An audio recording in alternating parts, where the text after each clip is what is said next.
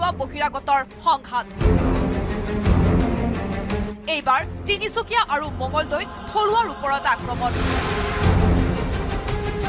শিৱসাগৰ মাৰ্ঘেৰিটাৰ খিলঞ্জীয়াৰ আক্ৰমণৰ ঘটনাৰ চাঞ্চল্য মাৰ নৌজাওঁতে এইবাৰ পুনৰ মঙলদৈত সংঘটিত হল অনুৰূপ ঘটনা চিপাঝাৰ থানাৰ অন্তৰ্গত ৰামসিং চাপৰিত বহিৰাগতৰ আক্ৰমণত আহত হয় এজন বুধবাৰে বিয়লিৰ ৰামসিং চাপৰিত মহ চৰাবলৈ গৈছিল সত্য ৰাজবংশী সন্ধিয়া হঠাৎ চাপৰিৰ কিছু অংশ বেদখল কৰি থকা একাংশ বিহাৰী লোকৰ আক্ৰমণত আহত হয় গোৱালজন ফলত মূৰত বেয়াকৈ আঘাতপ্ৰাপ্ত হয় ক্ষীণ পশ্চিম গোৱাল সন্থাৰ সম্পাদক সত্য ৰাজবংশী আমাৰ খিলঞ্জীয়া অসমীয়া মানুহ সত্য ৰাজবংশী ডাঙৰীয়াক গৰু মহ চাৰিব যাওঁতে ৰামসিং চাপৰিত যি অনা অসমীয়া বিহাৰৰ পৰা অহা বিহাৰীয়ে যি আক্ৰমণ কৰিলে একমাত্ৰ গৰু বা মহে তেওঁলোকৰ ঘাঁহ খোৱাৰ কাৰণে আক্ৰমণ কৰিছে ইয়াতকৈ ডাঙৰ ঘটনা নাই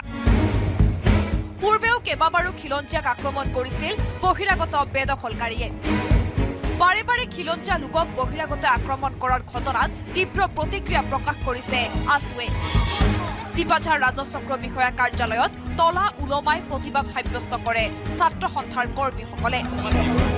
তৎকালে দোষীক গ্ৰেপ্তাৰ কৰিবলৈ আৰক্ষী সঞ্চালক প্ৰধানক দাবী জনাইছে সংগঠনটোৱে প্ৰশাসনীয় ব্যৱস্থা নললে তীব্ৰ আন্দোলনৰ হুংকাৰ আসুৰ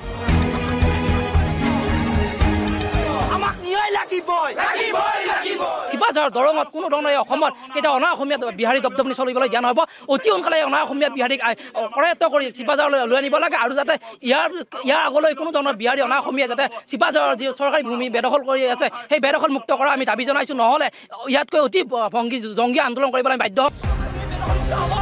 ইফালে তিনিচুকীয়াতো আন এক বহিৰাগতৰ দলে থলুৱাৰ ওপৰত চলালে দাদাগিৰি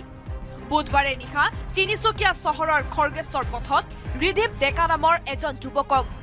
গুৰুলকৈ প্ৰহাৰ কৰে এটা বিহাৰী যুৱকৰ দলে ৰাস্তাত ছাইড দিবলৈ কোৱাৰ বাবে বাইকৰ হেলমেটেৰে মূৰত প্ৰহাৰ কৰে যুৱকজনক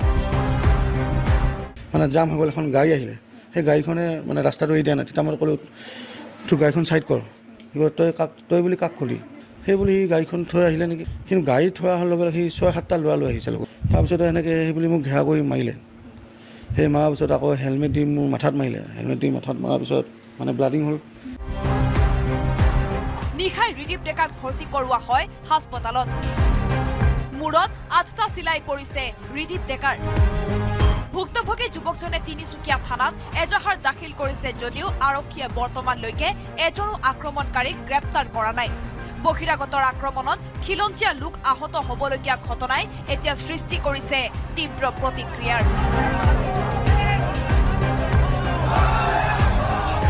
মঙলদৈৰ পৰা নৱজ্যোতি মহন্ত আৰু তিনিচুকীয়াৰ পৰা উপাসনা বৰুৱা গোস্বামীৰ report news 18 Assam north east অনা অসমীয়াই অসমীয়াৰ ওপৰত চলাইছে অত্যাচাৰ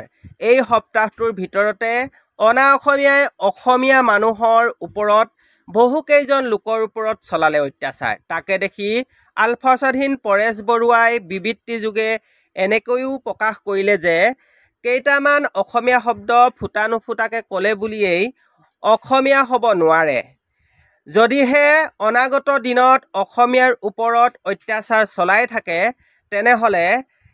কি ব্যৱস্থা ল'ব সেই ক্ষেত্ৰত বিশেষভাৱে মুখ খোলা নাই যদিও ভৱিষ্যতে কিছু ব্যৱস্থা লোৱাৰ ইংগিত বহন কৰিছে আলফা স্বাধীনে আৰু অনাগত দিনত যদিহে অনা অসমীয়াই শান্ত নহয় তেনেহ'লে তাৰ ওপৰত কি ব্যৱস্থা ল'ব